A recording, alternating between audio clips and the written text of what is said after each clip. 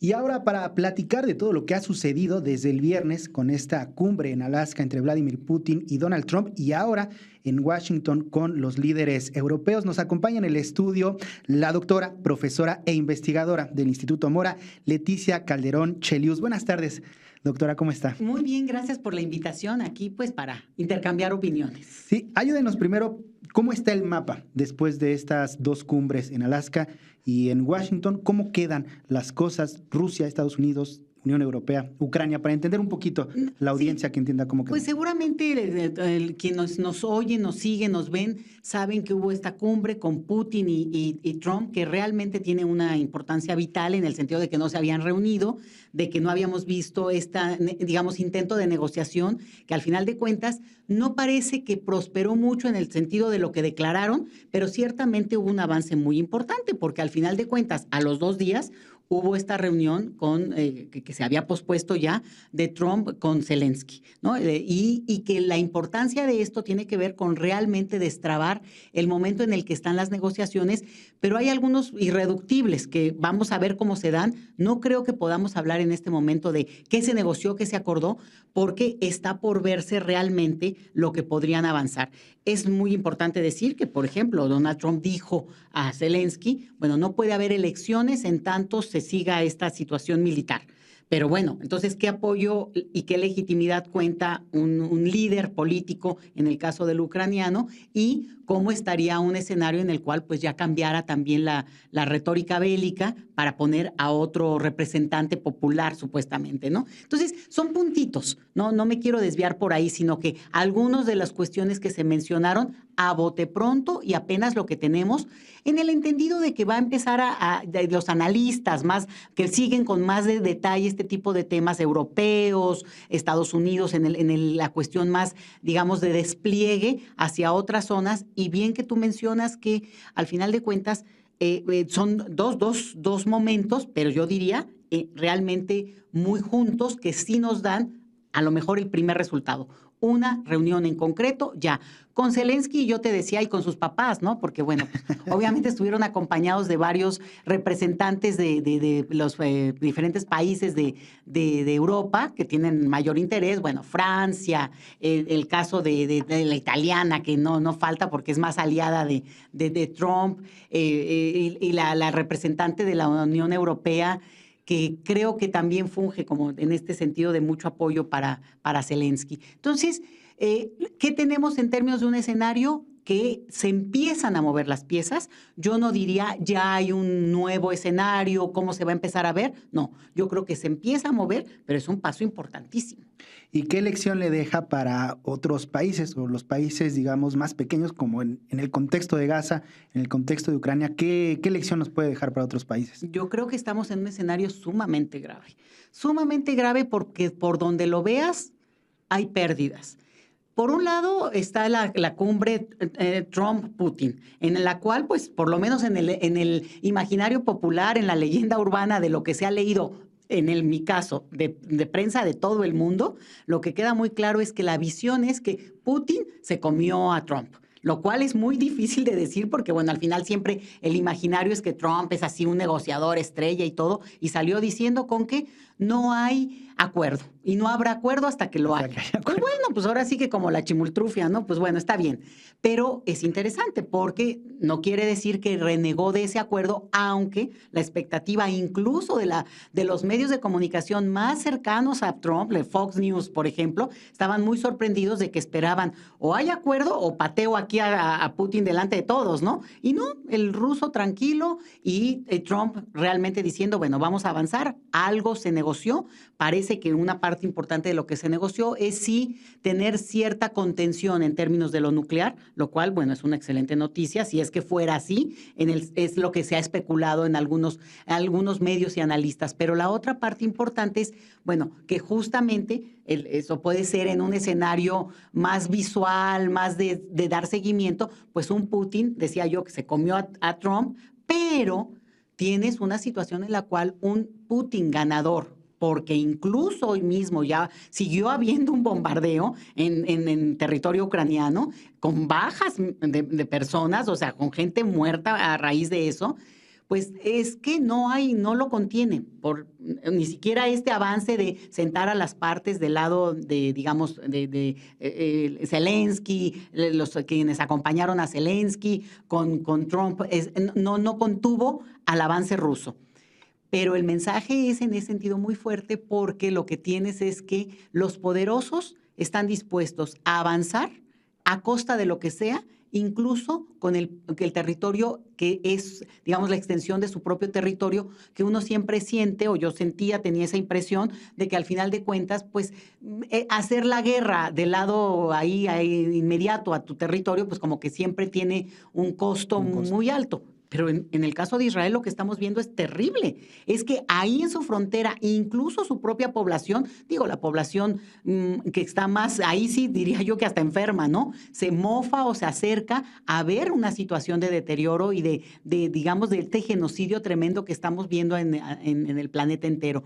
Pero lo riesgoso esto es el mensaje político. Es decir, una Rusia triunfante le avanzo, aunque cierren, digamos, en algún momento un acuerdo, aunque en alguna circunstancia se llegue a decir, bueno, hasta este punto y este es el límite. Por ejemplo, algo que está en la mesa y que me imagino que es de las cosas que más van a brincar es, bueno, no se puede sumar Ucrania a la OTAN, que es parte del inicio de toda esta situación, por lo menos esta última, ¿no? Esto es lo más reciente, porque entendemos bien que hay una larga historia en este conflicto.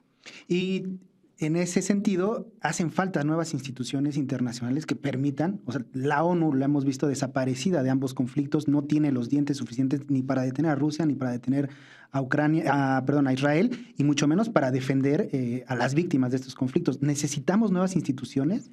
Es horrible lo que me preguntas, porque efectivamente yo creo que tuvimos un escenario en el que durante muchas décadas había el imaginario, digo, siempre criticándolo, ¿no? Pero de que la ONU era una instancia que podía intermediar, que podía ser un elemento de contención, en el entendido siempre de que la verdad, los dueños de la ONU pues eran Estados Unidos, y ahora sabemos muy bien que pues su amigo cercano Israel, es decir, siempre en esta alianza Israel, que es en realidad el Estado... Le decían un portaaviones de Estados Unidos, ¿no? Que en Medio Oriente. Realmente la extensión de Estados Unidos. Pero en ese sentido, y lo digo mofándome, pero lo digo en serio también, digo, ya como que quedó muy claro después de estos años de conflicto. Pero la parte más dura tiene que ver con que justamente al final de cuentas la ONU funcionó para ciertas cuestiones, a lo mejor sí logró contener algunos momentos más críticos, pero realmente Estados Unidos no ha votado a favor o no ha firmado los acuerdos más importantes en el tema que me digas, incluido el del cambio climático famoso. Claro. Es decir, Estados Unidos ha sido siempre el que no firma o el que ni siquiera te diría yo que está en contra de, simplemente se retira. Entonces, son los dueños, han jugado como los dueños, pero había este imaginario en el cual al final de cuentas la ONU sí podía incluir, sumar actores y hacer un poquito el contrapeso. Lo que hemos visto estos últimos años es tremendo antes de Trump, ¿eh? Hay que decirlo también. Dije Estados Unidos y no dije ni Trump, sino Biden, o vete a Obama, o vete al que quieras hasta para atrás. Es decir, realmente lo que estamos viendo es la cúspide, el momento más evidente de lo que ha sido un imperialismo muy fuerte, muy feroz en el mundo que es el estadounidense. Que esto lleve ya a un momento de implosión, que estaremos viendo ya un cambio, es probable.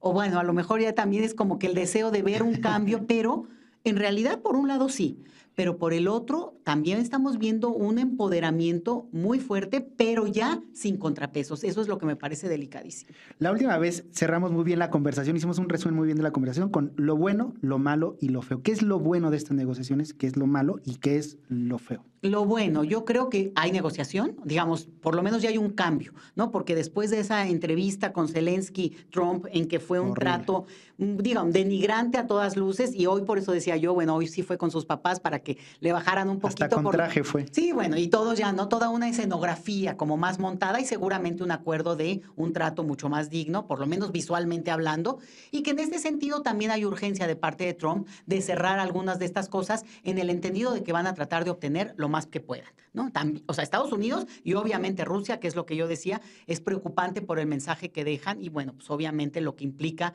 para una situación que se ha alargado tanto. Eso sería lo bueno. Ya hay algo, cambió en algo ese escenario. Vamos a ver después si es para bien. Lo malo es que evidentemente los superpoderes lo que demuestran es que no tienen contención y que eso es muy preocupante para América Latina, para nuestro país también lo es de manera directa, ni modo, hay que decirlo y creo que está ahí. Lo bueno, lo malo y lo feo. Bueno, lo feo son ellos porque realmente dice uno, qué personajes tan adversos en el sentido de que uno esperaría liderazgos, prudencia, un mensaje de tranquilidad a la humanidad, ¿no? Uno esperaría en siglo XXI, así un poco en este escenario de hablar a nombre del planeta, a nombre del futuro de la humanidad como hermanos, porque depende. Lo que pasa en Groenlandia le afecta a la Patagonia y viceversa, ¿no? Podernos pensar así, y lo feo es que no. Actúan como si estuviéramos regresando, y lo comentábamos antes, al siglo XIX del mayor expansionismo, porque al final de cuentas la lucha por los recursos naturales es lo que mueve a las superpotencias. Y ahí estamos. Porque ni siquiera, ya, bueno, pensar en la humanidad es mucho, ni siquiera en sus pueblos, ¿no? O sea, toman decisiones que arrasan con sus pueblos, pensando en Ucrania, pensando en la Unión Europea, que le está afectando económicamente a toda su población esta guerra, ni siquiera en sus pueblos. Ni siquiera en sus pueblos o en una parte de sus pueblos o en el imaginario que han construido de lo que es sus pueblos, porque Estados Unidos, sin lugar a duda, por lo menos en la narrativa de Trump, tiene una idea de lo que es su pueblo, pero que eso, otra vez, tendríamos que regresarnos a casi un siglo y medio, que también a su vez estaría falseando esa idea. Pero bueno, vamos, ¿no? Los niños de la pradera ahí corriendo, ¿no? Pero yo creo que esto es parte de lo que a su vez crea un conflicto, una implosión interna de cada una de estas naciones con sus contradicciones también, ¿no? Porque también Rusia no tiene esa homogeneidad que pretende, ¿no? Muy bien, pues ¿qué tendremos que poner atención los siguientes días a esta conversación, doctora? Yo creo que desde México hay que observar mucho y con mucha atención, no creer que es una cuestión que está a distancia, que no nos afecta, que no nos toca, porque el resultado que no va a ser tan pronto, pero el resultado final sí va a tener consecuencias para el imaginario, incluso de lo que creen que podrían hacer. Y por tanto nosotros sí tendríamos que estar observando y al final de cuentas, bueno, pues obviamente también, como dicen, poniendo nuestras barbas a remojar, ¿no?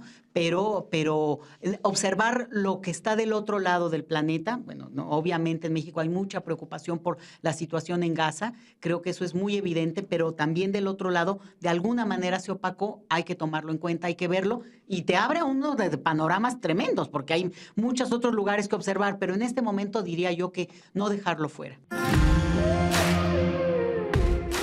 SPR Informa. Tus causas son noticia.